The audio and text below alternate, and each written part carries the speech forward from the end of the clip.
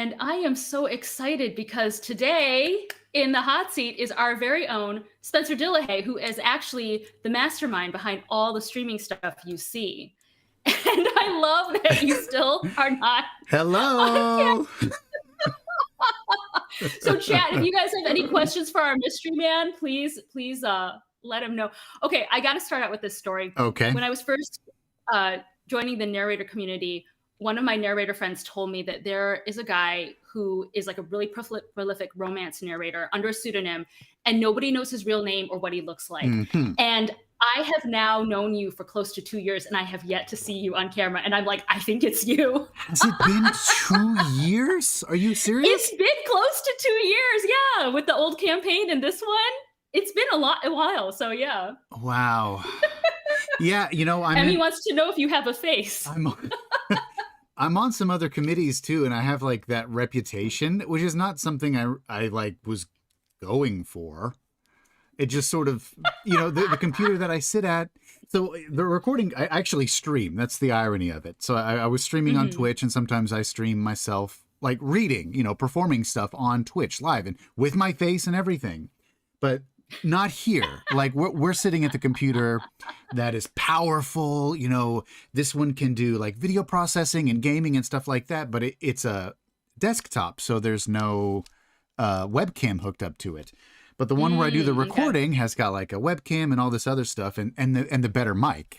So this is just sort of like this is a Shure USB mic. It's, you know, nothing super fancy. I've got the good stuff cooking over there. I thought about going over there, you know, to get on camera, but Roshni, you sort of sold me on this idea of being a faceless. I have like a reputation I feel like I sort of am tethered to and have to uphold now. It's funny. It's just kind of just funny.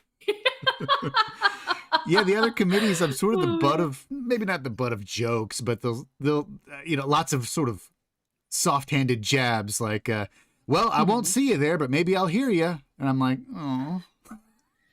But to be fair, you're a voice actor, so that's all we need, right? We just need to hear ya. You don't have to go on camera to record. So what kind of stuff do you normally record, by the way? Do you mean as far as books? I do a lot of fantasy and horror. Oh, wow. The stuff that I read for on Twitch, it's typically for this YouTube channel that I run, which you won't see me on there either because I play a character called the Midnight Host, and I haven't decided what what he looks like. Oh wow! But yeah, so a lot of the stuff that I record there is horror. It's sort of like a Tales from the Crypt style. Like there's an intro of somebody being like, "Tonight we'll hear the story of a young man without a face." Blah, blah, blah. And then I'll record the story, and then they'll have some sort of spooky outro that goes with it. What did you think about that, awesome. People? Did you enjoy the story? Awesome. Tune in and subscribe. You know, that type of thing. And then the work that I actually get paid for, is some fantasy series. I'm doing a sort of long-running zombie apocalypse one called Under the Breaking Sky, and another one that just started up called Cadaver. Oh, wow. That's cool. Oh, my gosh. So I guess unless you're not being forthcoming with me, you're not the romance guy, the mystery romance guy. No, I kind of flirted with it before we went on like, oh, could it be me? Probably not. No, but maybe. But no, I am not. What did you say? Thomas Middleditch? What is Sebastian? What was his last name? Sebastian York was the name that they told us. Yeah. Yes. What a divine name. I know. It's such a good romance narrator name. Oh, my word. Is it like it's because it's monosyllabic, like York? Maybe it sort of sounds a little bit regal, a little bit romantic, like you want to get swept off your feet. Sebastian. I wish I did more romance. You'll have to find a way to... See, now you should do romance, but now you have to have a pseudonym because you know what? Otherwise, we've just told everybody who you are. I'd like to get your opinion on this. We've sort of gone off script here, but I think you've been in the audiobook game a little bit longer than me. I don't know how much, Roshni, I don't know what type of work you do. Maybe I should play the reverse card and ask you Oh some of your no, stuff. my interview's not till the next episode. But I get lots of sort of audition samples for Mhm. romance stuff, and they all seem to be asking for this kind of gravelly, tough guy. That I don't.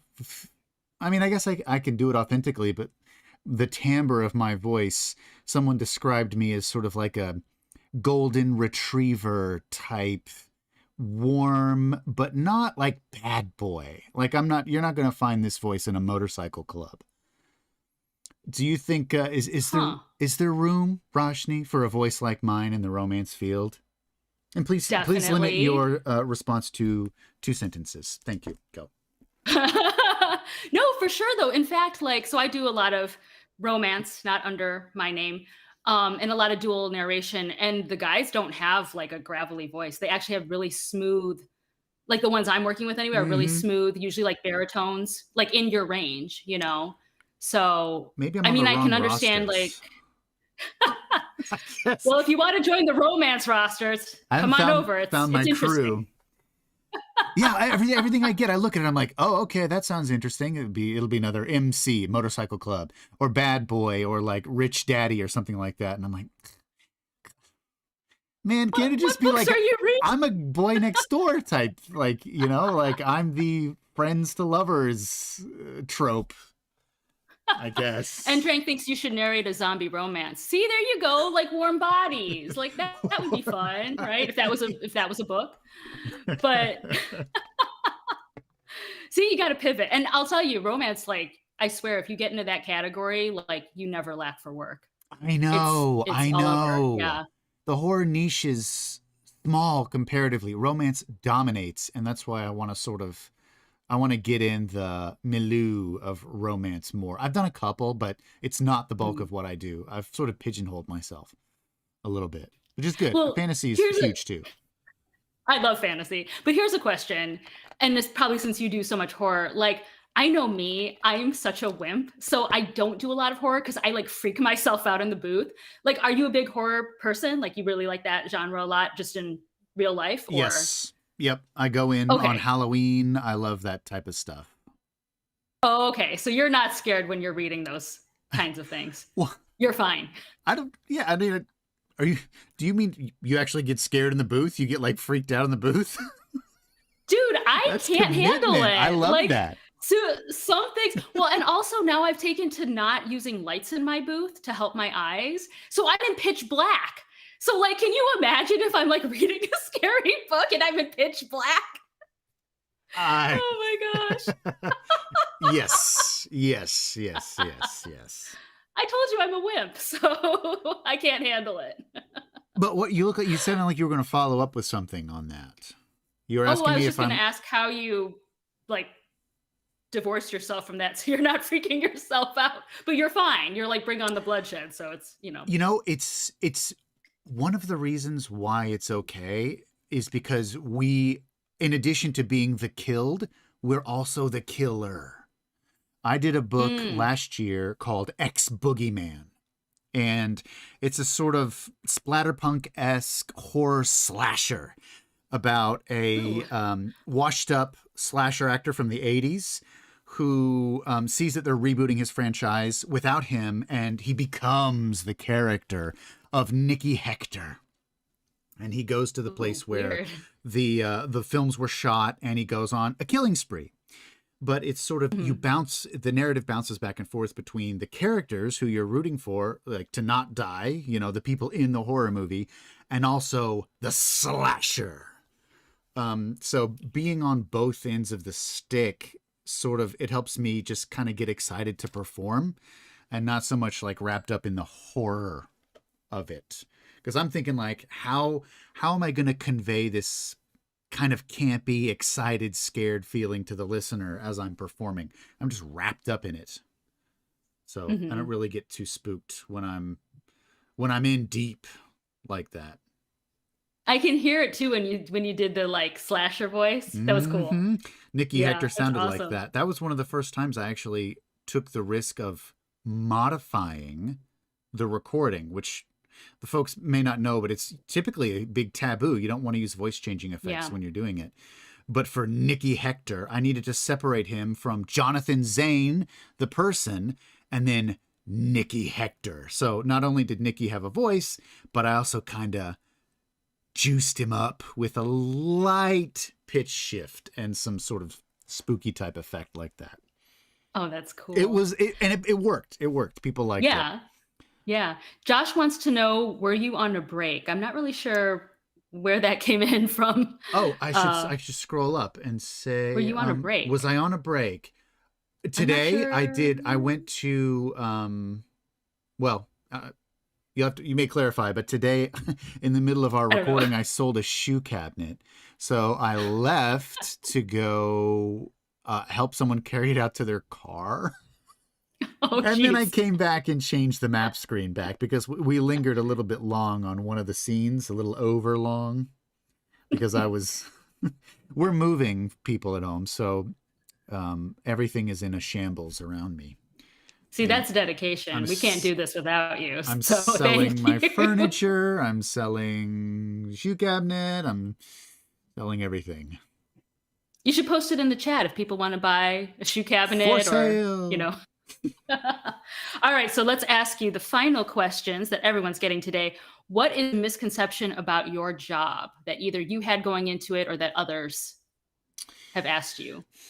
You know what question I get asked a lot, which is not really a misconception, but it's sort of like once you get asked the fourth or fifth time, you're like, come on, what do you think? And that is, you have to tell me if you've heard this one. Oh, have you done anything I might know? And it's sort of like, well, do you listen to a lot of audiobooks? No. Oh, what kind of books do you read? Oh, I don't read a lot, but I guess nonfiction. Okay, well, probably not then. Yeah. If you read 4 books a year, the odds that I've done one of them is low, very low. But they want to sort of engage you like, oh, no, I did Harry Potter. Mm-hmm. You know Harry Potter, right? Yeah, that was me. Oh, man, that's awesome. And if you could play another in-game character, you get to see all of us go crazy on screen, but who would you want to be? Or, as we discussed earlier, you could even be one of the NPCs. So who would you want to play in this campaign? Oh, my gosh. I was thinking about it. And you know who I think I would like to play?